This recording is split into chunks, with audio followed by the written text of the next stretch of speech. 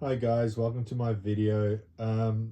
Sorry about the previous video. If anyone watched my previous video, it was an hour and 19 minutes of just silence. For some reason, it didn't record the sound.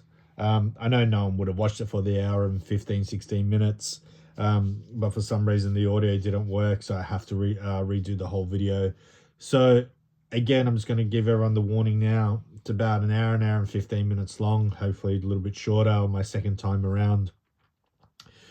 As everyone can tell, I'm from Australia. My accent is very heavy. So I'm going to do my best to try and talk a little bit slower just because of my accent. So hopefully it doesn't make the video go too long. So as you can read from the title, I think I have a mind-blowing revelation about the whole Briggs and Minifigs saga, Reckless Ben. I think that people have seen things, but I still truly believe they aren't seeing everything. So, first of all, I'm going to give the warnings. Everything I say in this video is theory. There is a couple moments where I use police footage. So it's not theory based on police footage. That footage cannot be disputed because it's police footage. I know I'm gonna have to stop trying to say I do know with a lot of the Reckless Ben footage, people are contesting it, saying, oh, well, we don't know if it hasn't been forged or doctored or something along those lines. Because the footage came from police footage, it's almost impossible to dispute. So I'm going to give everyone a little bit of a history about myself first before going into what I have actually discovered and then what I have actually theorized. First of all, I've been watching this Reckless Ben saga from day dot. I've watched hours and hours of footage, and I have waited patiently for part 3. And after watching it, I'm appalled at what has happened to Ben. I'm hoping that what I'm about to present as a theory, and only as a theory, based on the evidence not from Reckless Ben, but the police, so we know without a shadow of a doubt it's legitimate footage that has neither been doctored or edited. I have tried to get my hands on the footage. I know that it's floating around on the internet. A lot of the footage is being removed from the internet. I know a lot of YouTube videos are removing the footage as well, of the police unredacted footage. So if people do know the footage that I'm talking about, please check it out and you can see what I am actually saying is true. Sit back, girls and boys, strap on for this ride. And before I start, I'm going to give a special shout out to BJC, Lux, BBQ Counselor, and Toy Bounty and Hunters, and countless of other people. There are an enormous amount of people that have gone through footages, done their research, and presented it to YouTube. So I've been able to watch it and give my own take. But a lot of the people like BJC, Lux, BBQ Counselor, Toy Bounty Hunters, and a lot of other people have done a lot of the groundwork, and a fantastic shout out to them for all the hard work that they've done. I know BJC spends a lot of money trying to get the documents and the court documents. So if it wasn't for these people, I wouldn't have had the opportunity to do this video. And again, I'm doing this video hoping that what I'm about to say makes their way to the right people, because I've tried to reach out to a few different peoples with what I've actually found and I haven't been able to get it to them. So like I said, from Australia, it's a little bit harder. And as I said earlier, the information I'm about to present uh, is a theory. It is an idea, but there is using real footage to support to support my evidence. So I'm not too sure if everyone remembers on the 8th of March, the original phone call conversation between Joshua Johnson and police officer Tonga, if I remember correctly. He gets the phone call, or he makes the phone call to Joshua Johnson in his police cruiser, and he says, "Can I speak to Joshua Johnson?" So Joshua Johnson says that is he, and he begins to report to Officer Tonga and tell him the story about Reckless Ben, how Reckless Ben is harassing him, how Reckless Ben is coming onto his property, how Reckless Ben is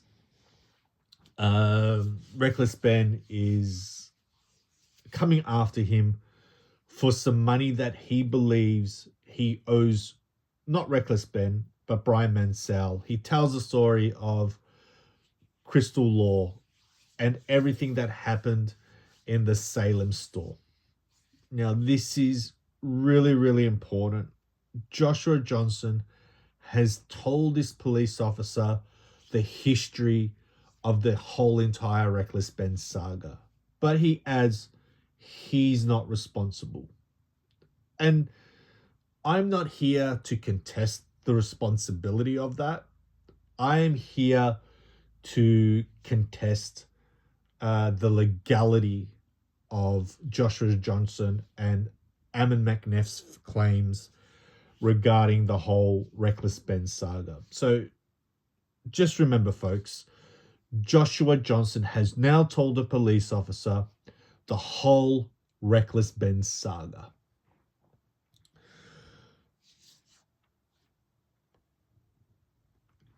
So after Officer Tonga talks to Joshua, he says he's going to make his way over to his house.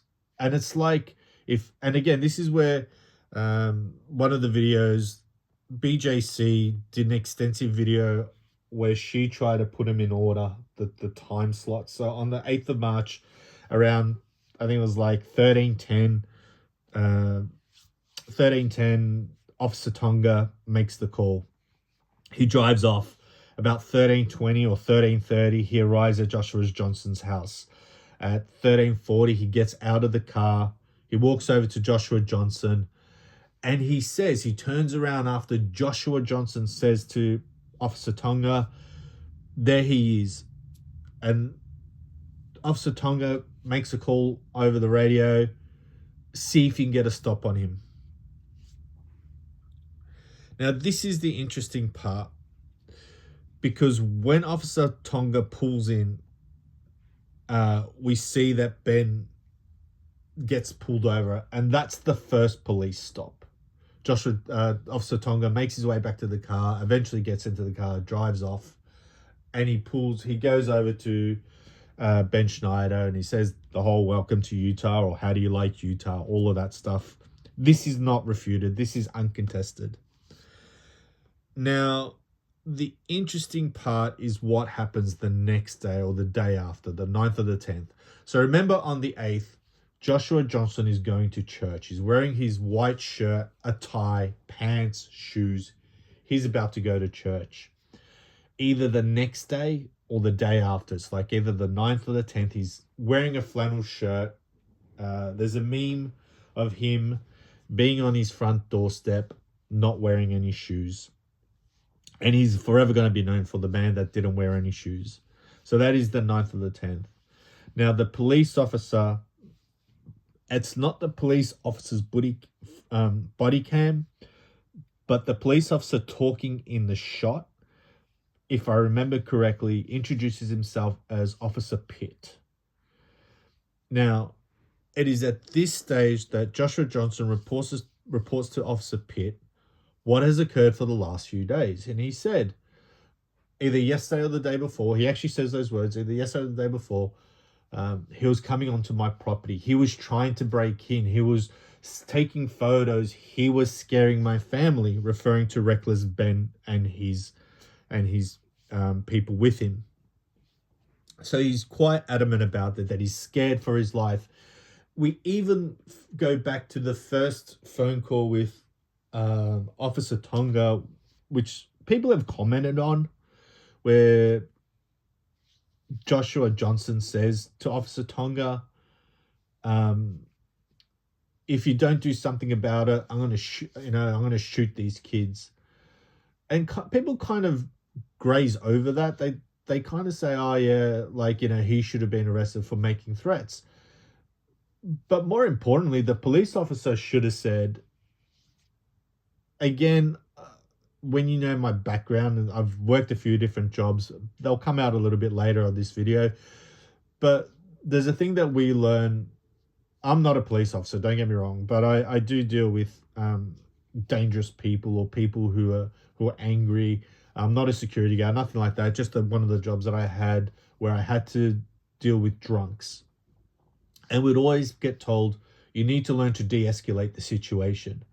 So the moment Joshua Johnson says, if those kids come onto my property again, I'm not going to be held responsible. And he was quite aggressive about it, saying, I'm going to shoot them or kill them or whatever. The first thing that Officer Tonga should have done was say, listen, Mr. Johnson, I understand you're upset. We'll try to resolve the problems, but you can't be making threats like that. You just can't. In the event, if a child unrelated to Reckless Ben and the people that he's with, just a child that just happened to be walking past on the wrong day at the wrong time, and something was to happen to that child, again, I don't know how the police work, but in the USA, I would hope that the police would have then be felt responsible, because he's a man who's made a threat, not against other adults, but children. He's quite adamant, said, if any of those children come onto the property, I am going to kill them, right? And I'm not sure, I would say the argument is, well, he kind of meant it like the Scooby Gang, because if you watch Scooby Doo, in the Scooby Gang, they always say, "Oh, I would have got away with it if it wasn't for those pesky kids." But we know they're not kids because they drive around in the mystery machine, so they must have a license on that logic. And you can probably say, well, Joshua Johnson meant it that because they were annoying, he refers to them as kids, and I get that. But that's not for the police officer to make that distinction. He's not there to go, well, he means it as pesky kids out of Scooby-Doo. Joshua Johnson has made the threat. If those children... So Officer Tonga doesn't know the age of Reckless Ben. He shouldn't be sort of saying, oh, okay, well, technically Reckless Ben is an 18-year-old. The moment Joshua Johnson said, I'm going to kill those kids, Tonga should have de-escalated it. And he should have said quite clearly, look, I know you're upset, but please refrain from using that language, or, I understand, we'll try and solve this for you, but you must not make those sort of comments, especially to a police officer. I mean, that's my take on it, but I'm not going to spend too much more time on it. I've kind of explained it up.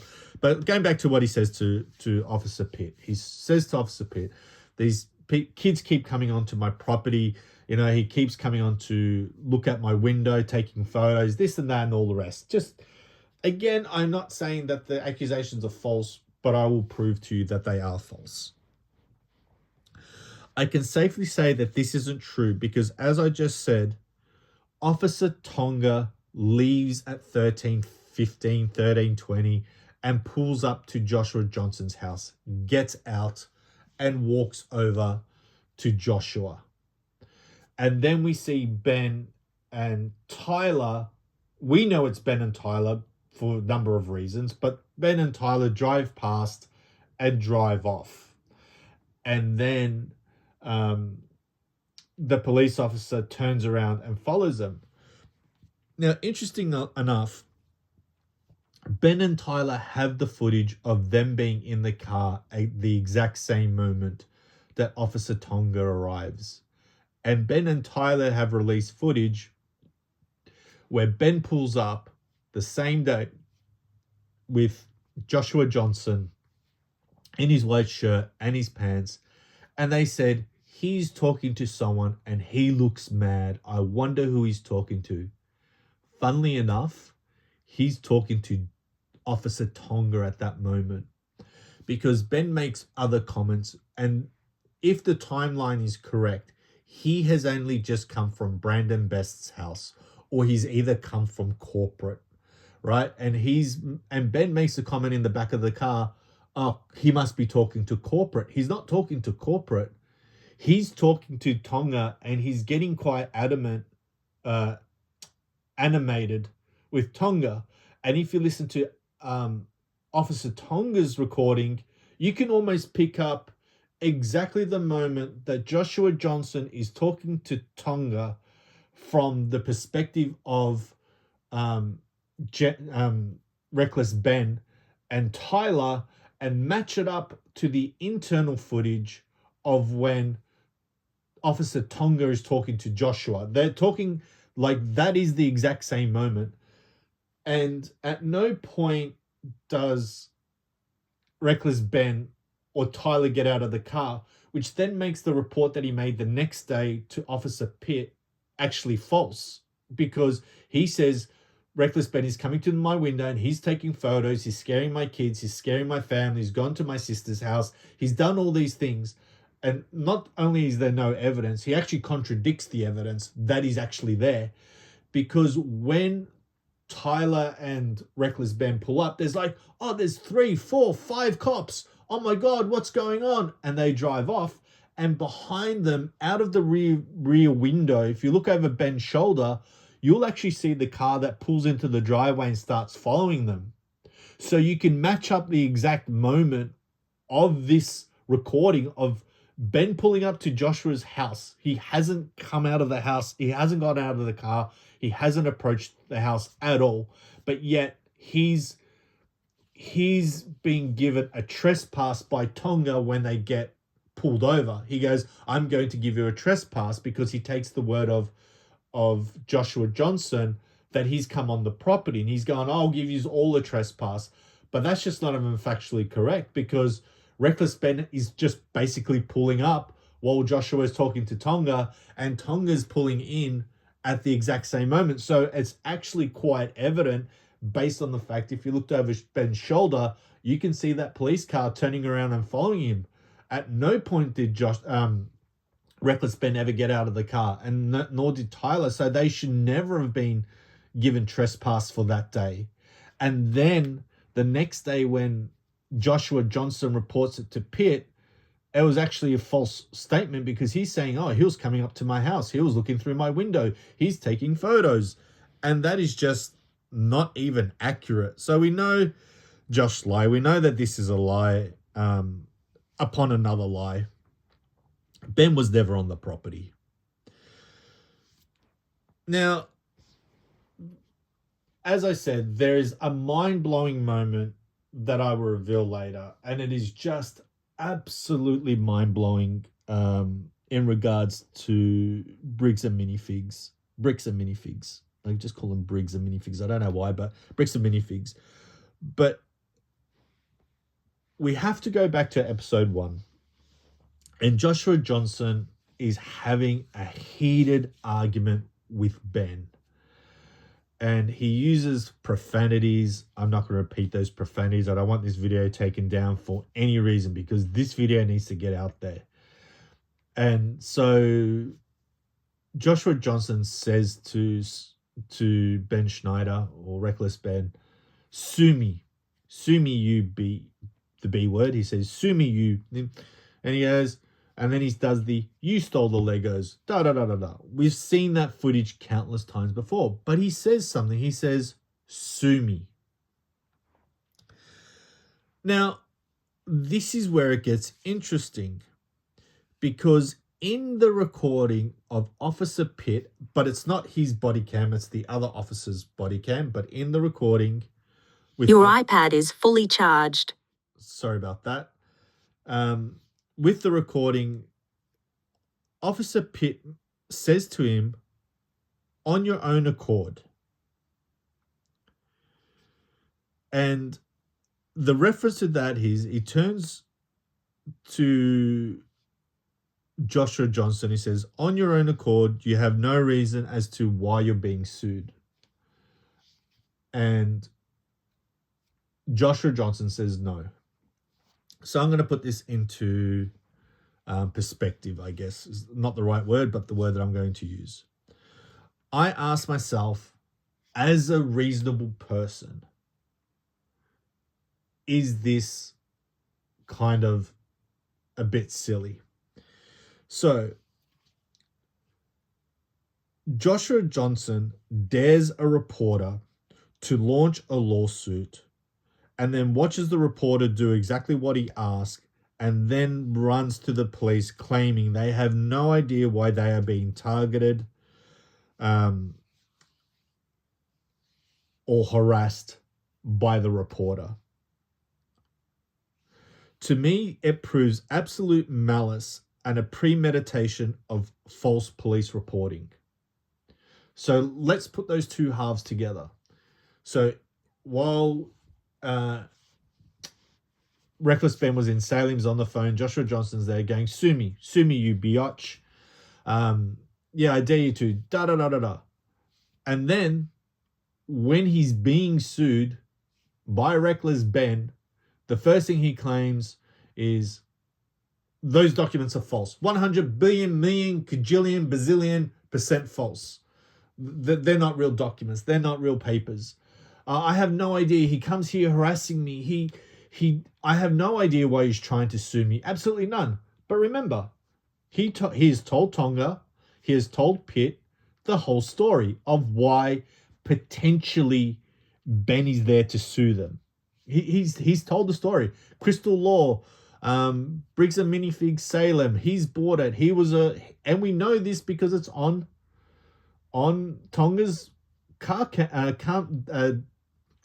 on Tonga's camera when recording when he's in the car, and it says, "Oh, I'll tell you the story. Oh, maybe I did. Do you need to hear this?" And Tonga says, "Yes, context helps." And he goes, "Oh, okay. Well, we saved the store after it was abandoned. Crystal Law abandoned the store." So he tells the police officer Tonga everything. Pitt knows the story. We know Pitt knows the story because we also know that Forks Police is a small police community. I think I've heard somewhere that they only have 20 or 30 police officers. I'm sure all the police officers talk amongst themselves. They probably talking about the Reckless Ben, Joshua Johnson whole escapade. We know that they know the story. Joshua Johnson has told the story multiple times. He's even said to the reporter, "Sue me." And then in the next breath, once Reckless Ben is trying to sue him papers, he says, "Under my own accord, I have no idea why this guy's harassing me." That to me is conflicting. Like, that would be like me going out somewhere, starting trouble. The person then calls the police, and I turn and go, "I have no idea. I'm innocent. I had nothing to do with this." But you know exactly why you're being sued, regardless if the papers are legitimate or not. Like, that set aside, this isn't this video is not about legitimacy. It is about a reasonable person. Does a reasonable person know why they are being sued? And in this instance, I believe Joshua Johnson, well, he's not a reasonable person, but I do believe he would be in a position to understand why he's being sued. He can't say, "I have no idea," when you have basically said what has happened. Yeah, this person got there, but he has nothing to do with that. That's beside the point. Like, we're not here to discuss if it's a legitimate claim or not. That's what courts are for. That's what the court's designed. You need to present the case and the judge decides it. You're not here to, neither the police or Joshua Johnson are here to play judge, jury, and executioner. They're here just to follow the law. And he made the claim. He has no reason to understand why Reckless Ben is here trying to serve him papers. And so anyway, the conversation between him and Officer Pitt continues. I'm not sure if Ammon McNeff is on the phone at that stage, but he is on the phone. but I'm not sure if he's on the phone at that stage because Joshua says, oh, the CEO's on the phone, I'm talking to him, that sort of thing. But as I said, I believe by Joshua Johnson making that statement, yes, on my own accord, which means, do you believe? Is there any reason why you wouldn't know why he's here? But he said, on my own accord, I have no idea. I'm not being deceitful, but I have no idea why on my own accord. But he's basically said that.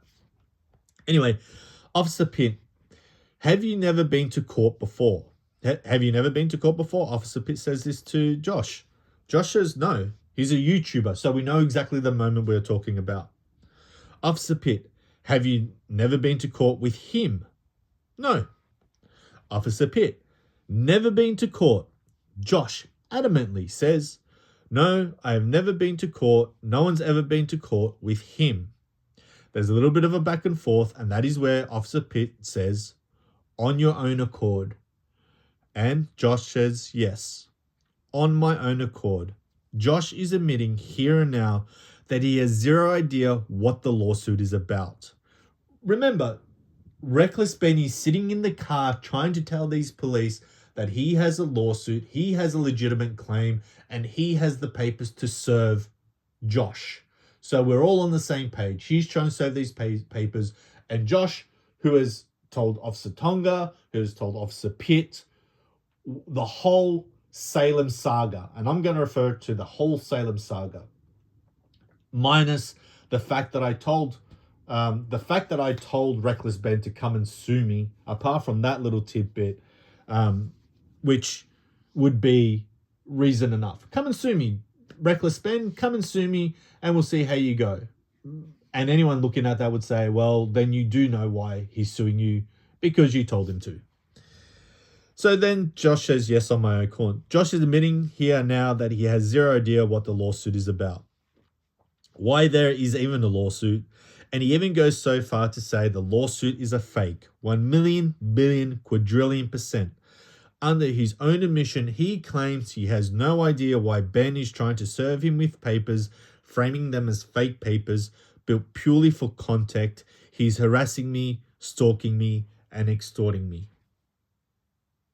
But it doesn't stop there. And again, I want everyone to keep these things in the back of their mind because they play out to a bigger picture. But then Ammon McNeff steps into the call and tells his whole entire story as Reckless Ben got involved, alleging fake documents, forging signatures and threats, extortion, racketeering, etc. When asking, is Ben wearing glasses? Officer Pitt says yes. But Ben wasn't wearing any glasses, proving Ammon and Josh are just manufacturing details together. If you look closely at what Josh is doing, it's a very big, I'm not going to say tell, but it's quite interesting. So Josh is sitting in the background the whole entire time Ammon is talking, and he's nodding. He's nodding his head up and down in agreement. Now remember that he's at no point corrected Ammon. At no point has he said to Ammon, actually, Ammon, that's not incorrect. What you're saying is actually factually not correct. So he's basically saying everything Ammon is saying, I'm agreeing with. At no point does he correct him. So the police officer has to take it at these two people, what they are saying is the gospel truth. Even if it's later on proven that Ammon was lying, by proximity of agreeing to him, Josh is lying as well, even though he hasn't said any words. And similarly, that would be if someone reported something to the police and I am standing next to them and I nod my head and say to the police officer, that's correct, and it's not correct, I am just as liable as the person making the false report. And that is basically what Joshua Johnson has done. Now, Ammon said he's filming you guys, trying to pull this stuff together. Go to his channel, Reckless Ben. This is what he does, more back and forth. Now, this is where it starts to get interesting. And this is where I sort of say, people, sort of buckle in, because of what I'm about to say to people is going to be mind-blowing. And I take it as mind-blowing, but as I said, it's actually quite funny that no one's picked up on it, but we'll get there. So, as I said, go to his channel, Reckless Ben.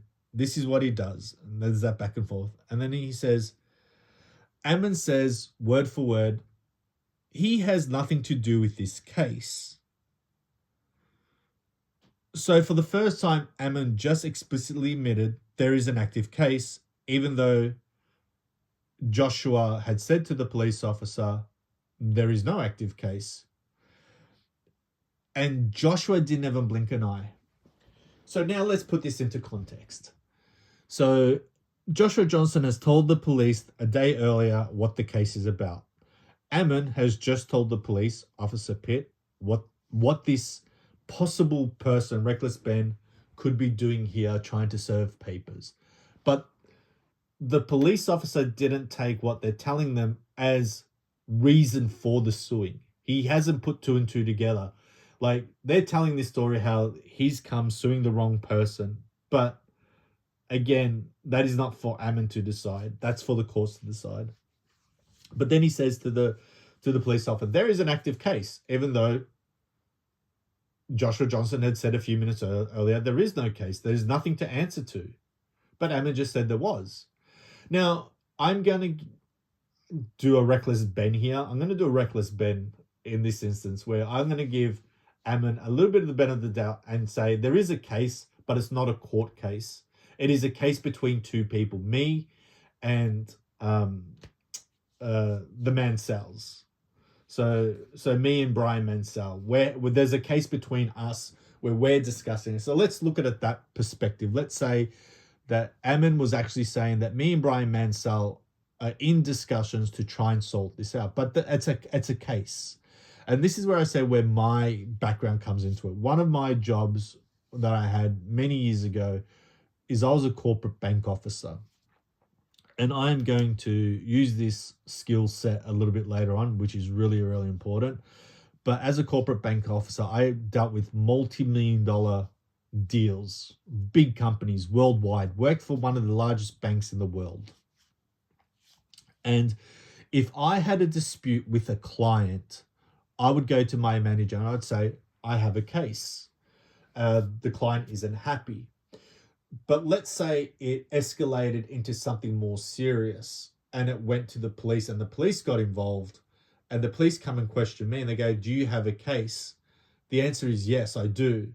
Not a legal case, but I have a case with a client that is in dispute. So looking at it that perspective, there is a case that Ammon has to answer to, regardless if it's in a court or not. There is a case, and being an active case, which Ammon has just admitted, the police officer should have said, so there is a case between you and another person. But the police officer, Pitt, doesn't question it. He just skims over it. Oh, there is a case, but I'm not going to worry about that. Even though he's admitted to a police officer, there is a case, be it either a legal case or a dispute, there is a case. There is something there that should be looked into. But the conversation continues. Officer Pitt says, did the store have any lawsuits filed by Benjamin Schneider? Ammon says no, even interrupting Pitt before he finishes asking the rest of the question, because Officer Pitt was going to say, did the store have any lawsuits filed by Mr. Benjamin Schneider or the Mansells? But as I said, Ammon cuts him off. He says no. Pitt says, or the Mansells. So finishing off that sentence, Ammon then says no. Ammon then interrupts and says, so again, the County District Attorney's Office is looking into him. They have filed multiple small claims against a completely separate entity, admitting that the entity that was sued by Reckless Ben was a separate entity, meaning that it's one of his entities, but not the right one. It's not saying that this is an entity that I know nothing about, because you wouldn't phrase it like that. You wouldn't say, oh, it's filed against a separate entity. Like if I owned two entities and one of them deals with one thing and one of them deals with another, then it would be, oh, it's a separate entity. I own that entity, but it's not the right entity. So you'd say it's a separate entity. And again, this is important because the police officer should have said, oh, okay, well, it's the separate entity. Maybe this is in relation to it. And again, this will all make sense when I present it to you. But he goes, no, he basically admitted it's a separate entity. And you're aware of that, and you are aware of that lawsuit. You are aware that there's a lawsuit that was filed by Benjamin Schneider against a separate entity that is your entity, but it's not the right one. And you are now asking yourself why Benjamin Schneider is sitting in a car trying to present papers to you for a lawsuit. Maybe he now has the right entity. You don't know. So Ammon McNeff cannot say he tried to sue a separate entity. It wasn't the right one. He's sitting in the car and the papers he's now trying to present are fake. That's not how it works. Because if he knows that you're the entity and he's trying to sue you, the police officer should be now saying, okay, not only have you now admitted that he's tried to sue you before, but he got the wrong entity. Not only have you now admitted that there is an active case, not only have you admitted what the reasons of why he could possibly be suing you because of the Salem saga, not only from you, but from Josh. These are all reasons as I, a police officer, would look at and go, there is actually grounds here why Benjamin Schneider would be sitting in a car trying to present Joshua Johnson with papers to try and sue him. But it gets even more interesting. So as I said, claims against a completely separate entity, admitting that the entity, admitting it's one of his entities and aware of the entity that could try to get sued. He's aware of it, but he tries to play it as, I have no idea why Benjamin Schneider's here. And he says, and use completely fictitious names. So Ben and the people he's with have used completely fictitious names to do so. And all those cases have now been dropped, but they'll never filed against the individual. Now, this is, to me, in my opinion, a super important that Ammon admits that there have been no filings against the individuals. So now, as I said, he's admitted that Ben has tried to sue the company and he failed. The entity was wrong. He's admitted that the whole Salem saga of what led to this moment in time, Joshua has, on the most part, either agreed to everything that Ammon said or given his own versions of accounts what happened in Salem. All reasons that Benjamin Schneider would be to be there to be suing them. But I think he's a nail in the coffin because Ammon admits that no filings have been filed against the individual. And Ben Schneider says, I'm here to serve Joshua Johnson with these papers. So the police officer should now say, these are the papers against the individuals. These papers are not only legitimate, but Ben Schneider has a legitimate reason to be here. By Ammon's own admission, he has given reckless Ben probable reason as to why he would be in Utah, because he is now suing the individual and the papers prove it. Because Ammon never said he sued the individuals and those cases have been dropped. Because had he made that statement, then we'd be dealing with, he tried to sue us, but he failed. He didn't, And he's tried to present it as that, and he tried to present it to the police officer. He tried to sue us, but he failed. And for the fact that he said he never sued the individuals, that changes it. That means Ben has a legitimate reason to be there because he's trying to sue the individual. And Ammon's just admitted it. As I said, nail in the coffin, here comes the final death blow. So please look at what Ammon says next. And if anyone has looked at my thumbnail, hopefully the thumbnail worked this time as well. There's a little comment on it. Look at it closely. If you can get back to the video, please do so, because I think what I'm about to say is about to completely destroy Bricks and Minifigs. Like, completely destroy them. No leg to stand on. Do not pass go. Do not collect $200, or Monopoly reference. Do not pass go. Do not collect $200,000. Go directly to jail, because that is where you belong, Ammon McNeff and Joshua Johnson. But please, guys, if you watch the video, there are 2 points where Ammon McNeff used similar language, and I think this was used deliberately to confuse the police officer. But the most important thing to take from this, and you will know the moment that I'm talking about, because after Ammon McNeff says it, Joshua Johnson coughs.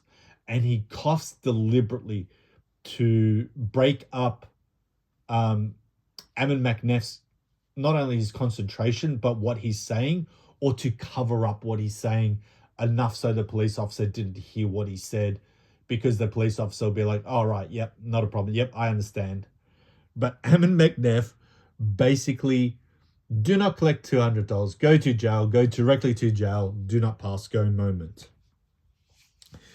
He says, Ammon says, they would never file against Josh and his entity, or us and our entity. I'm assuming he means us, as in Ammon McNeff, us. Ammon McNeff sees himself as an us, or our entity.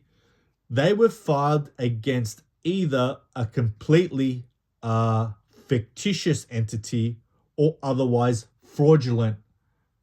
Josh coughs, he never finishes it. Now, the words are super important. Listen carefully to what Ammon McNeff said. They were never filed against us, so we know he's talking about him and the entire Bricks and Minifigs franchise. He knows he's talking about corporate. They were never filed against us, Josh and his entity, or us and our entity. They were filed against, very important, against, not by. They were filed against either a completely fictitious entity or otherwise fraudulent. And I think he was going to say fraudulent entity.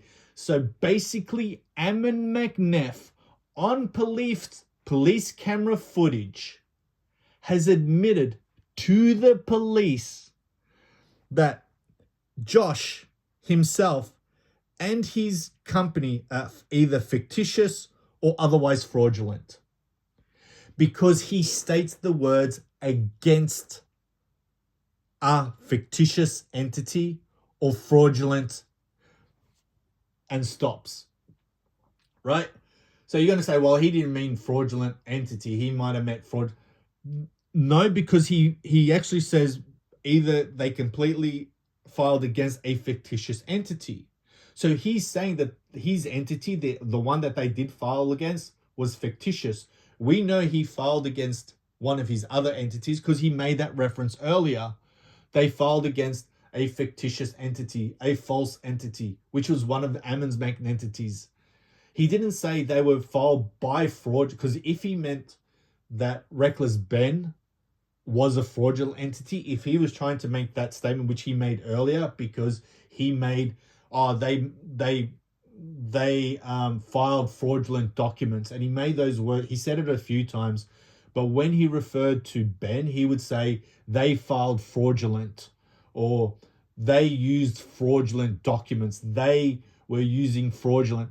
He specifically says in this paragraph, or his words are, they were filed against either a completely fictitious entity or otherwise fraudulent entity, admitting that his company is both fictitious and fraudulent. Now, I know a lot of people go, oh, yeah, it's a little bit of a stretch, but I don't think it really is. As I said, Josh literally coughs here. I think his brain short-circuited when he realized the massive legal fatal admission Ammon had just made to law enforcement. So law enforcement at that stage should have said, are you admitting that you're a fictitious fraudulent company? Is that what you're saying? Is that what you're saying to me? So not only now do we have Joshua Johnson saying to Officer Tonga that he's going to kill any child that comes onto his property, we now have the CEO of a company admitting that his companies are either fictitious or fraudulent. I mean, that kind of sounds like, I don't know, sounds like a little bit of a shell company. And again, I feel sorry that this has happened. Like it's a tragic that this has happened to Reckless Ben, and I haven't finished, not by a long shot. But if you look at the police and people say, oh yeah, the police were coerced or they were forced or they were made to do certain things, and that doesn't play out here, regardless if Forks police did something either unwillingly or willingly, it still ends to the same place. So even if they, because there are theories that, especially with the other police department, that they were working together to try and arrest Ben. And there are stories that come out, they were trying to work together in this situation to arrest Ben because of the drug bust and, the false reports that came through that he had illegal substances. I get all that. But even if the fact that all aside, the moment that a CEO has admitted to a police officer that he has dealings in a fraudulent business or could be fraudulent, his ears should have perked up and should have said pretty much, this is now a federal case, and palmed it off to them. Look, you know what? I was investigating a guy in relation to a matter on YouTube, but, he admitted to me that he's running a fraudulent business. I think this guy needs to be investigated. You have now, by not doing that, you have sort of conspired, even unintentionally, with the people. So even if your argument before this was, oh no, they tricked us, even they say, oh, he filed false reports. It wasn't our fault that we got tips that told us that Reckless Ben had illicit substance. We just followed what was being told to us. Like, you can make that argument, but when the guy on camera actually admits that there is fraudulent and fictitious dealings within his business, I think the police officer really needs to sort of say, oh, okay, yeah, maybe we need to look into this. But then again, the way the police do their business, thank God I'm in Australia and not in America, because I'll probably be getting a knock on my door. But again, as I said, Josh is listening to all of this the entire time. He's shocked by none of it, yet he still turns to the police officer and claims he has no idea why Ben Schneider would be trying to serve him with as an individual. Ammon just spelled it out, Josh. He has never sued your entity. He has never formally served the file against you because you keep dodging service. Well, here's that filing. The police officer should have said, here's the filing that you have avoided all this time as an individual. The one you are missing, the one you admitted, has never been filed by the CEO. He's never done it. Reckless Ben has never filed against me. He's never filed against the company. He's never filed against Josh. He's never filed against his company. He's never filed against any of the other fictitious companies.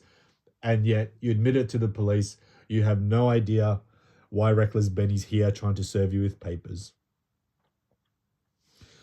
All the while just nodding your head in agreement. And as I said, no lawsuits have been finalized against you because you won't accept the papers. Again, the police officer should have been wary on that. And again, a lawsuit is only finalized once you have received papers and are formally served. Ammon McNeff explicitly stating on camera that the fabricated, fictitious, or fraudulent companies destroys their entire defense. Under US corporate laws, a CEO cannot claim their brand is a legitimate, pristine business to a judge while simultaneously branding their own network as fictitious or fraudulent to a police officer. This is an outright confession of an alter ego shell game, giving your lawyers giving reckless Ben ironclad lawyers and ironclad grounds to bypass their corporate shield and hold them personally liable. The fact that Ammon knows the entire story of what occurred, spelled out the details of episode 1 word for word, while Josh stands in the background agreeing, completely destroys Josh's earlier statement to the police that he had no idea what the dispute could possibly be in relation to. Ammon explicitly spelled out the link for you, Josh. He has never sued you as an individual. Now, as I said, I believe that is in my opinion, mind-blowing confession by Ammon McNeff on police camera. Again, I have another part, and I'm trying to get through this very, very quickly. I cannot thank BJC, Lux, BBQ Counselor, Toy Bounty Hunters enough for the content that they've been able to upload on the internet for me to be able to do this one. This one's specifically going to go to BBQ Counselor. I watched his video last week where he was able to go through some of the filings of financial reports. And this is where my financial background comes in. As a corporate bank officer, there was a lot of discrepancies and inconsistencies that kind of came up. And I would suggest whoever the powers to be are to probably look in these places specifically, or try to get information on these places. So anyone who watched BBQ Counselor's video last week about the breakup of the accounts of Bricks and Minifigs, and they said, oh, they're basically broke, I'm going to redirect you as to what I think is going on with Bricks and Minifigs.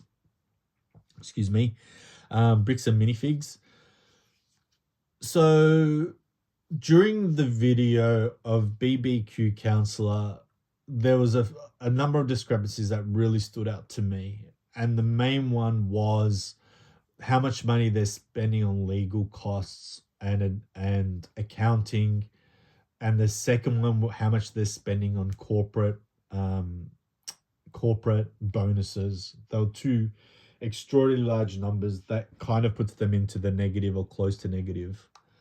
And I'm going to present my theory as to why the discrepancies appear. Now, as I said, BJC does a lot of amazing work. She gets a lot of filings, she gets a lot of documentation, and she has done this amazing background work with probably a few other people who probably I don't know of, about a lot of the other companies, Legally Mind, Old Legally Mind, and a few other companies. There's a whole cohort of companies. They all share similar names. They'll either share a legal name or accounting name or something along those things. And I think there's a reason why they do it. I think if you look, none of the businesses that has the name legally or accounting or financial or anything actively do those things. They're not like, so imagine if I have a candle company, as one of the owners does, and I call it Legally Ours. And Legally Ours bills them for 1,000 candles, but on the receipt it says Legally Ours bills Bricks and Minifigs $100,000. That's the invoice. And Bricks and Minifigs pay $100,000 to Legally Ours, which is a candle company. And when they do their tax return, they put it through as legal advice, because no one's going to look past the receipt, because Legally Ours, which is a registered LLC and a registered business, is operating as a candle maker but has a business name of Legally Ours. And when you report that as an accounting cost, whoever's doing the accounting is not going to look further than the receipt. Oh yeah, here's a receipt from Legally Ours for $100,000, not realizing Legally Ours is a candle maker. Or let's say Legally Ours did $100,000 worth of printing for them, and then Legally Ours can legitimately charge them for $100,000 worth of printing. Whatever it is, the way it will appear on the tax return, it would appear as a legal advice. So, and we know these companies, Legally Mine, Legally Old, or Old Legal, whatever. All of them have the similar names, and I reckon that's to disguise what the cost is. And if you have enough of them, we send 100 to Legally Ours, 100,000 to Old Legal, or whatever the company is. And I reckon it's to disguise the cost. And that is why when the McNeffs took over in 2017, 2018, those costs skyrocketed. They went through the roof because those companies were charging them exorbitant amount of money, but those companies are run by the same people. And I also think that's why the name keeps changing constantly, because Joshua Johnson appears and then disappears. And then in Australia, I'm not sure if it's the same in America, you would have to disclose if you pay yourself as a CEO of one company to a CEO of the same CEO of another company, you have to disclose the payment conflict of interest. But if you are Ammon McNeff and Joshua Johnson is the head of resources at Legally Mine, then you're paying him $100,000. So there's no from CEO to CEO. You're basically sending it from CEO to one of that. That's why it appears, if you look at all these businesses, there's the names are different, like they're cross jobs. So Ammon McNeff may be a CEO in one job, but he may also be like a finance advisor in another job. And then you say, I paid that finance advisor $100,000 because he was giving me financial advice.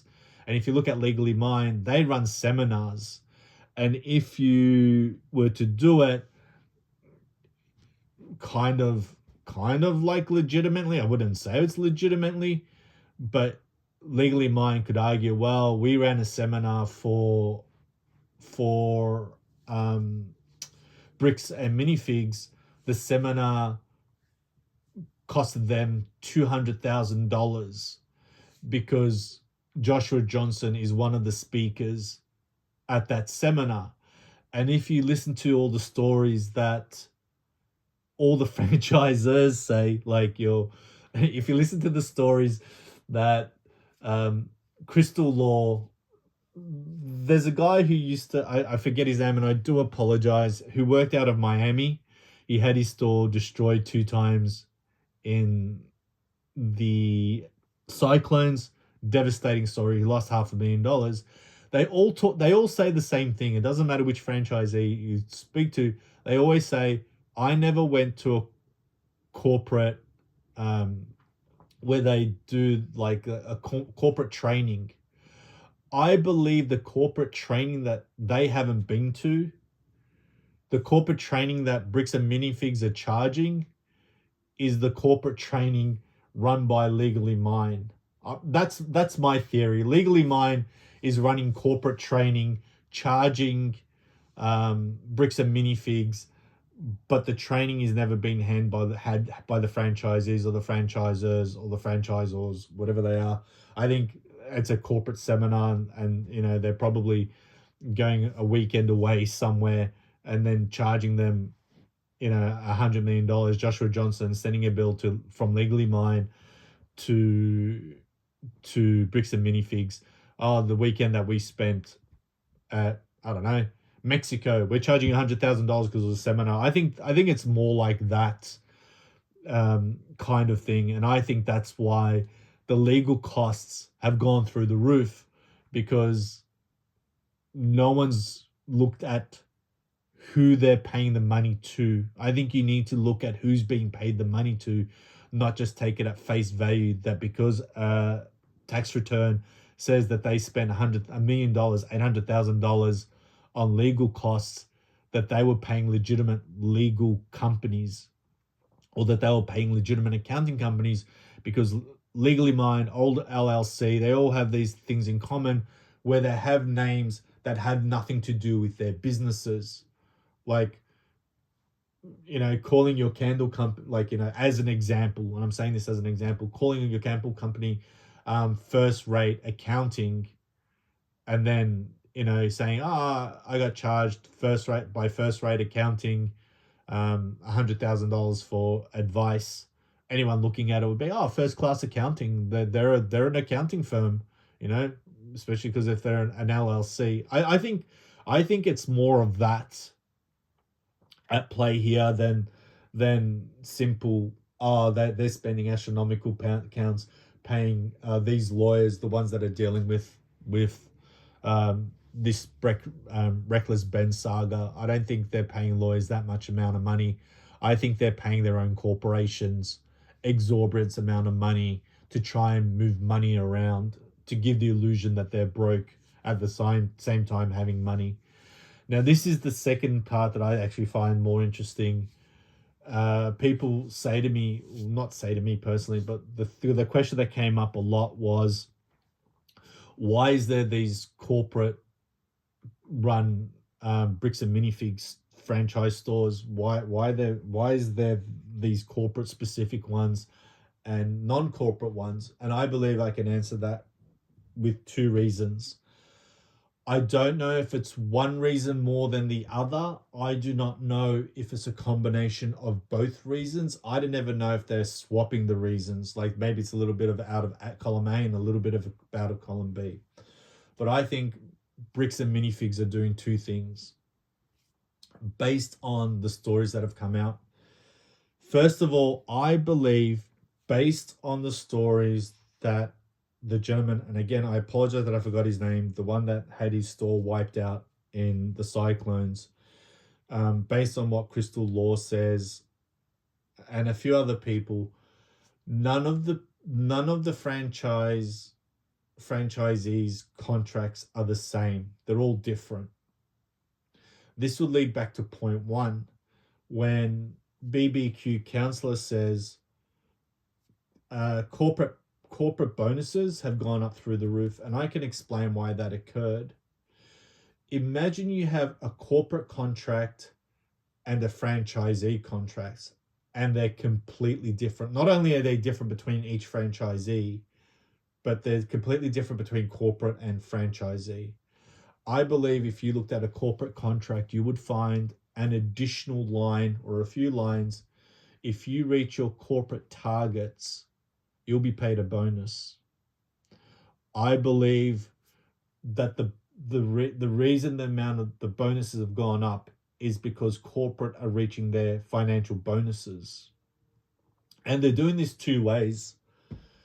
They are keeping the better products for themselves and sending the lesser products to the franchisees.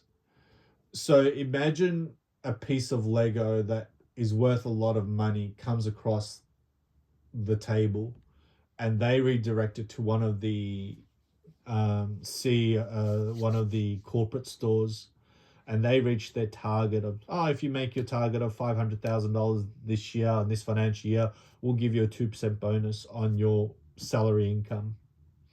That would explain why corporate bonuses have gone through the roof, is because they're doing that. They're basically trying to filter the better product. And again, I would say this is substantiated by the stories that come out of what had, when I say Crystal Law and the store that got closed down when they took it over. What they did is they came in, rushed, took all the products, and took it to the Kaiser store. Now, if you believe that, I'm not saying it's true or false, but there was some very expensive Legos. Now, why would you send expensive Legos to the Kaiser store? And you can say, well, because it would be the easiest way to get rid of it. And I don't think so. I think they did that to bolster up the profits of the Kaiser store. So if you sold it out of the Kaiser store, Joshua Johnson's profits for the year would have gone up, and then he would be able to get his bonus. I think that would have been the reason they would have done that, more than trying. I don't think they were trying to hide the evidence.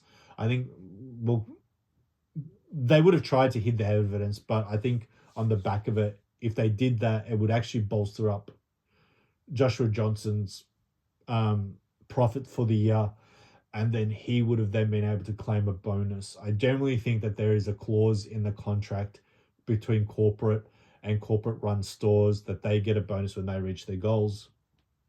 And again, this is what I believe. It's not, I don't have evidence, but maybe something people can try and find out or look into. The other thing that you would do that, there'd be again another reason why you would do that is, if you wanted to artificially inflate the value of a store. I think Bricks and Minifigs are filtering out store locations. So we know that they have over 80 people waiting to become franchisees in stores. So let's say that they set up a store somewhere and corporate runs it, and they turn around and said, you know what, this location isn't doing so well. They don't really want to just palm it off to a new franchisee because it's not going to make a lot of money. They kind of know that. But if they filter better product into that store for 6 to 12 months, bolster up the profits for that store, and then sell it off to someone, they can turn around and say to that person, well, look, the last 12 months, this store made $800,000. You'll make your money back in no time. Come and buy this store. And the person's like, fuck, 8,000. Sorry, my apologies. Pardon my French. Far out. $800,000. You can make that in a year. Wow, that's really good. And they move in and they start selling. But then corporate starts sending them the lesser product. And again, what the gentleman from Miami said during the cyclones, he goes, he worked at other stores and they would have great product, but when he went to Miami, he had lesser product. Then they wanted to take the store over, and then they decided not to. I think they decided not to because of the cyclone hits. Insurance probably would have changed on them because there was 2 cyclone hits. So it probably wasn't in their best interest to take control of that store. So they palmed it off or got rid of it. They didn't want to deal with it. So basically, I believe that Bricks and Minifigs are basically choosing the stores that they want to keep under corporate control, the ones that are more profitable. And again, that leads back to point one. If they keep the ones that are more profitable or more likely to be more profitable, they'll start reaching their targets, and those targets will then give them bonuses. If they're running multiple stores, so if Joshua Johnson runs 2 stores and both of those stores are highly profitable, he'll be getting profit from both stores. He'll be reaching that goal from both stores. So he'll be making more of a bonus. Like, you don't just get one bonus, you get bonus per store. So I think what they're doing is, they're trying to get the stores that are more profitable for corporate themselves. And then those that aren't profitable, bolster up their bottom line to make it look profitable. And then once they get it to the point where it looks profitable, even though they know that it's not, they'll then sell it off. Now, if there's anyone who thinks, you know what, this is a little bit far-fetched, and it really, really isn't, because if you go to certain stores in Australia, clothing stores, if you go to an area that is really well-to-do area and you go into their clothing store, they'll have a lot of stock, and they'll have a lot of stock of the stuff that it's expensive because they know that that stock's going to move. So if you go, I'll go to that store and they'll have better product. But if you go to a lesser area that may not be as rich, they won't have the really expensive stock. And it does, partly because, it gets stolen, but that's not the only reason, because they know that people can't afford those items in that area. So they might say, okay, we'll only carry X amount of those items, a few of those items, but we'll carry more of the cheaper stuff because we'll know that it's going to move. So basically they're doing a version of that. So here's a store. How well will this store go? Let's put some stock into this store. Let's see how it goes. Oh, do you know what? It's not doing so well. We can't move stock. Okay, let's put some really expensive stock and maybe we can then bolster up its bottom line. Now it looks profitable. And then say, oh, we want to sell it to one of the franchisees who's waiting. Oh, you know what? This store's made. And then they can charge the premium. They can say, well, this store's making $500,000. We're going to charge you on the higher extent. And then once you move in, they just give you the terrible stock. I mean, that's my belief. And I think that's what they're doing. And the other thing is, that kind of comes out into my head as we speak, and I kind of thought about this earlier, is the way they would do that using the stock as Brian Mansell's collection. If you have $200,000 worth of stock that doesn't appear on the books and then you sell it through another store, it actually does make that store look profitable. Because if you say, okay, this is my inventory, I have 10 items and I sold those 10 items for $10 each, then technically those 10 items sold for $1,000, and it's pretty easy to kind of work out. But if you had 10 items and you made $50,000 using those 10 items, you now make it look like each of those items have now sold for $5,000 each, even though you actually had more stock run through the store, because the books don't because the sheets that they have don't show the extra stock coming into the store. It only shows extra money coming into the store. So I think that'll be the way they would cover it up. They would say, well, we sold 10 items and we made $50,000 profit. So as you can see, we sell really expensive Legos from this store, and an unsuspecting buyer looks at it and goes, shit, pardon my French, wow, they sold 10 items for $50,000. Wow, this thing's a gold mine. Like, where do I sign up? But really, they had pieces that weren't part of the system. So they sold 200 pieces of Brian Mansell's Lego collection, and each of those items sold for, $500. Really, they sold more, and it explains, even though they're trying to blame Crystal. They said Crystal had three sets of books. Again, if I was to look at that, I would say the reason there was 3 sets of books is because you have to have the book that you're reporting to accounting, Ammon McNeff, and the one that you're using to keep track of, to make sure that they kind of balance out. And again, this would be the instances where, okay, so if you were to say,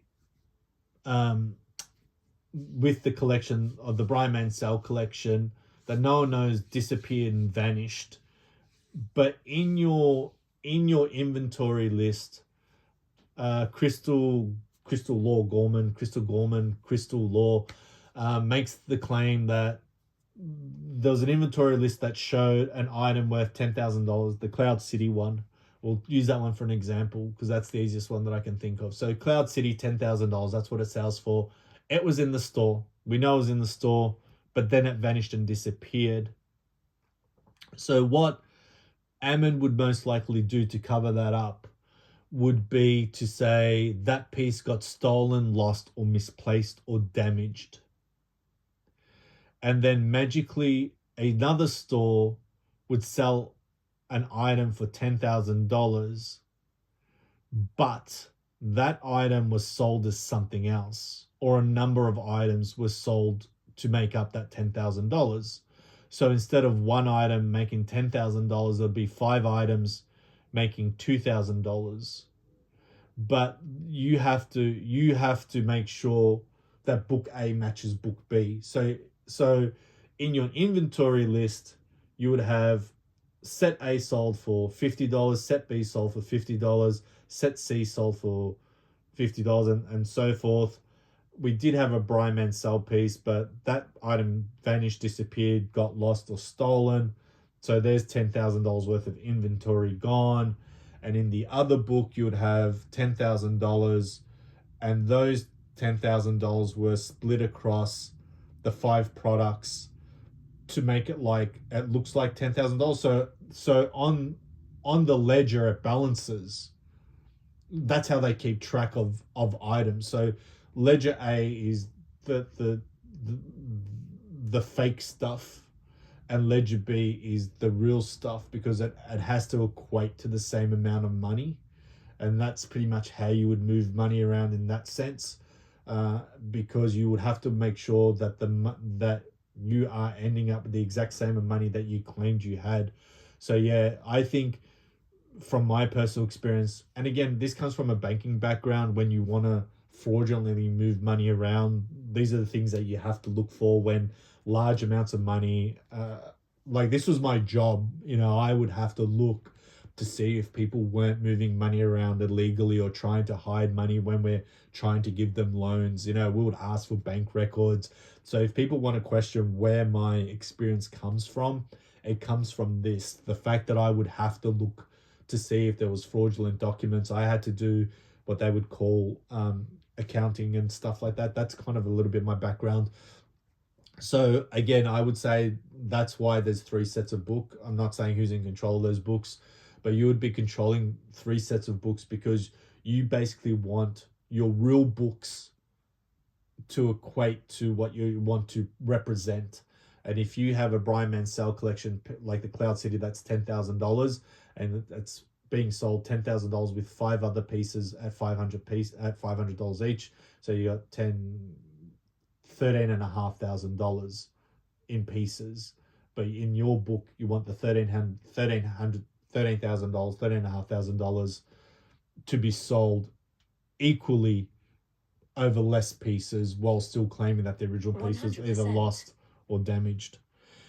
Anyway, guys, Low powered mode on. take what you will from Your this. iPhone is fully charged. I do apologize. My phone's going off telling that it's fully charged and stuff like that in the last few seconds. Like I said, it's going to be an hour and 17 minutes. Take a moment. I hope Low people powered mode off. listen to what I take, maybe take it with a grain of salt, maybe even open up 100%. investigations in different Low areas. powered mode off. So I do say, like, I'm not a legal expert, but I'm giving my take, as I said, based on what Ammon said, based on what's being presented. I think what I'm saying is probably closer to the truth, and people need to start looking in different places. And I would say they're the places they should be looking at. First of all, find out in the last few financial years, who specifically were they paying the accounting costs to, who specifically they were paying legal costs to, who specifically were they being billed from, and for what they were being billed for. As I said, if we do know that Legally Mine were running seminars, I wonder if Legally Mine weren't charging Bricks and Minifigs for seminars that only corporate would go to. We do know that none of the franchisees went to those things. We know that they were running seminars. We know where they're running the seminars. I think that's probably where to look. I do believe they were filtering either products through stores to either not get them lost in the shuffle, but to artificially inflate the cost of the store if they were on selling it. I think they were there to also line their pockets by sending the better stock to certain stores, because they were corporate stores, to make sure that they reached their targeted goals. I believe that was happening. Again, these are my theories. These are my assumptions. So look, guys, I hope this information makes it to the right people. I hope someone watches it and gets something from it. As I said, I've kept my screen black. I didn't think showing anything was important. I kind of think hopefully people listen to the content. I hope it'd be more of a podcast kind of feel. Once again, let me know what you think. And one final message to Reckless Ben: stay strong. I think what you're doing is absolutely amazing. I think you've done a great job. I could never have done what you have done. I've done similar things, but they've never really panned out for me. Sort of bringing things to people's attention has always blown up in my face. So the fact that you've done it, and I know you're in legal at the moment, but know that down here in Australia, especially one person in Australia, I think you're doing an amazing job. Good luck with everything, and God bless you all. Take care, guys.